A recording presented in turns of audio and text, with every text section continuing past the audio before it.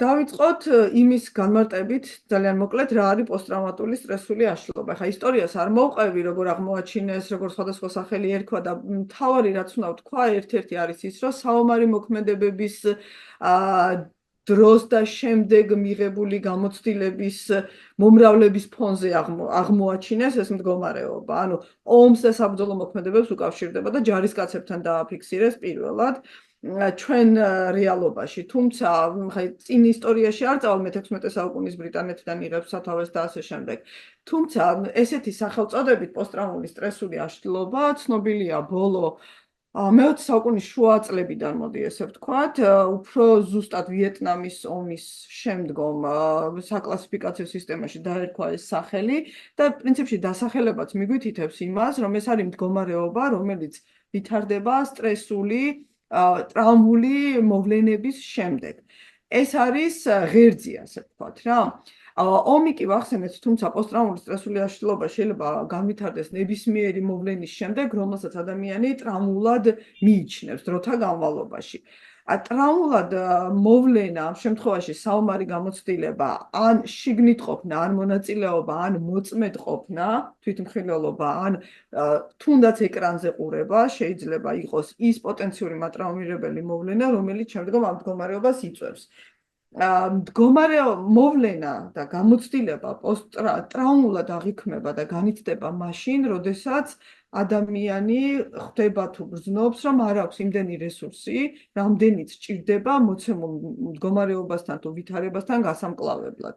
აი ეს არის ძალიან მოკლედ, ანუ მე არ ვიცი როგორ მოვინელო, როგორ მივიღო და როგორ დავაინტეგრირა მომხდარი ჩემი ცხოვრების ისტორიაში. აი აქ მინდა კითხო ზუსტად აი ეს ციფრული, ასე ვთქვათ, სამყარო 21 საუკუნესა რითიც ხასიათდება და როდესაც პრაქტიკულად ონლაინ რეჟიმში უყურებთ რაღაცა ძალიან მძიმე კადრებს, ხო? იგივე უკრაინის, იგივე ისრაელი, ჰამასის თავდასხმა და ასე შემდეგ. ხო, ყველაფერს პრაქტიკულად ონლაინ რეჟიმში უყურებთ და როგორ უნდა გავუმკლავდეთ, როგორ უნდა ავაშენოთ რაღაცა ბარიერი, ან როგორ არ უნდა მოვუშვათ, ან რამდენად რა გამოსავალი შეიძლება ვიპოვოთ აქ.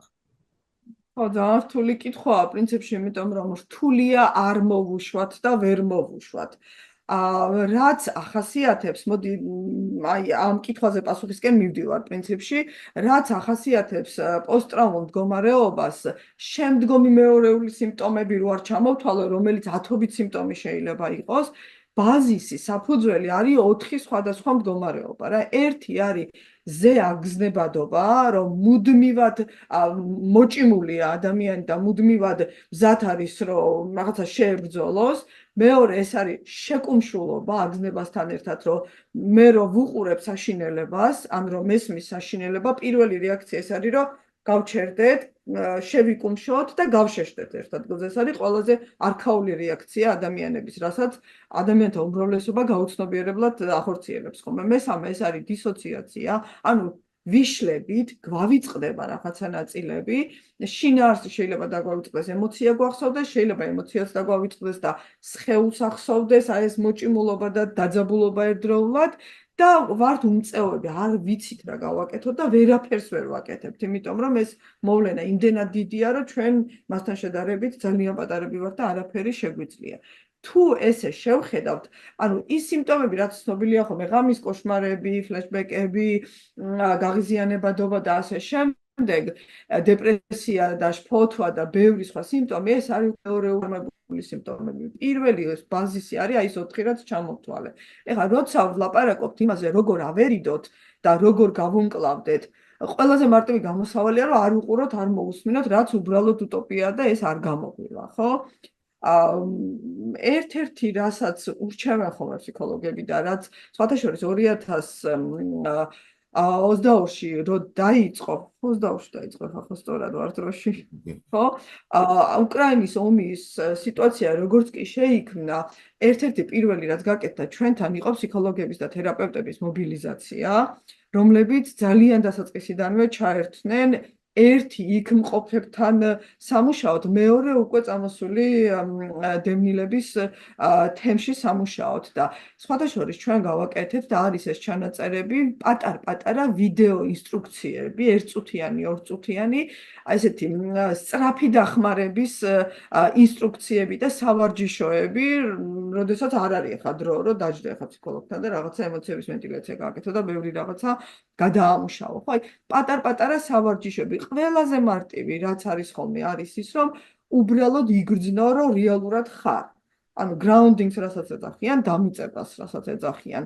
ანუ შენ თუ დაპატარავებული ხარ, შეკუმშული ხარ და გაშეშებული და უმწეობის განცდა ხარ და დანაწევრებული, ვერანაირად ვერაფერს ვერ გაუმკლავდები, ელემენტარულად წყლის დალევას ვერ შეძლებ, თვალის დახამხამებას ვერ შეძლებ, როდესაც აი ესეთი მოჭიმული და გაყინული ხარ ერთ ადგილზე. ამიტომ პირველი ნაბიჯი აი შოკიდან გამოსვლის, საშინელების ნახვის და გამოცდილებაში მიღების შემდეგ არის იმისი შეგრძნების დაბრუნება, რომ მე რეალურად ვარსებობ.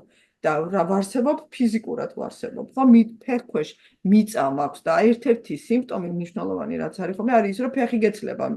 ფეხქვეშ მიწა გეცლება, საყრდენს ვეღარ გძნობ, იმიტომ რომ უმწეობა ეს არის, არ იცი რა გააკეთო, არ იცი რას ჩაეჭიდო, არ იცი რას მიეხნო. და პირველი რასაც შეგიძლია მიეხნო და ჩაეჭიდო შენი საკუთარი თავია და საკუთარი სხეული. ამიტომ ერთ-ერთი პირველი არის ხოლმე ეგრეთ წოდებული ნიადაგის შეგრძნების, დამიწების თუ grounding-ის პატარა სავარჯიშო, რომელიც ესე ვიდეო ინსტრუქციების სახით ჩაიწერა მაშინ თავის დროზე უკრაინულ, რუსულ და ინგლისურ ენებზე. ყველა შესაძლო ადამიანისთვის, ვისაც ეს დაჭირდებოდა, ანუ ქართულად თავისთავად. მეორე რაც შეიძლება გავაკეთოთ, ეს არის ურთიერთობა და გვერდზე ყოფნა. ძალიან ბანალურად და სტერეოტიპულად ჟღერ შეიძლება, მაგრამ იმისი განცდა და იმისი ცოდნა და შეგრძნება ფიზიკურად, რომ მე მარტო არ ვარ ამ უბედურებაში და გვერდზე მეორე ადამიანი მყავს, აი უმწეობის განცდასაც ამცირებს. დისოციაციასაც უშლის ხელს, ასე ვთქვათ, რაღაცა შეკრებილი ვარ ჩემ თავთან და მეორე ადამიანებთან და მუდმივად აბჯარასხმული ყოფნის საჭიროებაც ნელ-ნელა ქრება. ახლა ესე ძალიან მარტივია, სათქმელად, გასაკეთებლად რთულია, თუმცა აქვე უნდა მოვიტანო ესეთი სტატისტიკა, ესეთი ზოგადი, განზოგადებული სტატისტიკა, როდესაც ესეთი საშინელი ამბები ხდება, ამ შემთხვევაში თუ ომის გამოცდილებაზე ვსაუბრობთ, ადამიანთა დაახლოებით 85% თავისი რესურსი თვითონ უმკლავდება ხოლმე. ანუ ჩვენი ფსიქიკა იმაზე მდგრადია და იმაზე მყარია, ვიდრე შეიძლება გვეგონოს. ანუ სრული კლინიკური პოსტტრაუმული სტრესული აშლილობა 85%-ში დაახლოებით არ ყალიბდება. დარჩენილი 25%-დან არის სხვადასხვა ტიპის კლინიკური მდგომარეობები ან სუბკლინიკური მდგომარეობები ხოლმე, თუმცა დროთა განმავლობაში მათი დიდი ნაწილიც ახერხებს ამის გადალახვას. დაახლოებით 5-7-8% რჩება, ვინც სერიოზულ სპეციალისტის სერიოზულ დახმარებას საჭიროებს. ამიტომ რომ მიუბრუნდეთ ისე როგორ გავუმკლავდეთ, ჩვენივე რესურსები უნდა ავამუშავოთ, ჩვენი რესურსების ამუშავება, შიდა რესურსები, ეს არის ის, რომ მყარად ვიგრძნოთ თავი და ეს დამიწების განცდა მოვიტანოთ, როგორ უნდა მოვიტანოთ ეს დამიწების განცდა, უბრალოდ სხეულში დავრჩეთ და დავაკვირდეთ სხეულს და ეს როგორ უნდა გავაკეთოთ, ყველაზე მარტივი და ყველაზე ბანალურად ჟღერს, მაგრამ რეალურად ეს არის სუნთქვასთან დაბრუნება. მე თუ ვაცნობიერებ, რომ სუნთქავ და სუნთქვა არის რეალურად ერთადერთი ავტონომიური ფუნქცია, რომელიც ჩვენ შეგვიძლია ვმართოთ. რომელიც იმართება იმ ნერვული სისტემის იმ ნაწილიდან, რომელიც მოდუნებაზე და რელაქსაციაზე და მშვიდად ყოფნაზე არის პასუხისმგებელი. და ორი არათავსებადი მდგომარეობა ერთდროულად ვერ მექნება. მე თუ ვარ დამშვიდებული ფიზიოლოგიურ დონეზე, ხო? აგზნებული ვერ ვიქნები. ერთდროულად ვერ ვიქნები რა. თან მშფოთვარე და თან მშვიდი ვერ ვიქნები. მე თუ შემიძლია რომ იმდენად მყარად ვიგრძნო ჩემი სხეული ფეხები მიწაზე და ჩემი თავი სხეულში და სუნთქვა რომელსაც შემიძლია მივყვა და დავარეგული რომ ამითი მე ვააქტიურებ ჩემი ნერვული სისტემის იმ ნაწილს რომელიც სიმშვიდეზე და რელაქსზე არის პასუხისმგებელი და ეს ნაწილი რო აქტივირდება აგზნებული ნაწილი ავტომატურად ქვემოთ ჩამოდის მისი აქტივობა და ბალანსში მოვდივარ წმინდა ნერვული სისტემის დონეზე. ამიტომ ემოციურადაც ეს განიცდება როგორც მეტი სიმშვიდე, მეტი სიმყარე. მეორე არის მეორე ადამიანებთან ყოფნა და ეს არის ძალიან მნიშვნელოვანი, იმიტომ რომ როცა ვიცი რომ გვერდზე ვიღაც მყავს ჩემნაირი, მე მეტად ნაკლებად უმწეოდ გძნობ თავს, მოდი ესე ვთქვათ რა. და თუ საჭიროა მე უკვე სპეციალისტის დახმარება. არ ვიცი, ეს არის ამ ეტაპზე ესე მოკლედ რაც შეიძლება გითხრა.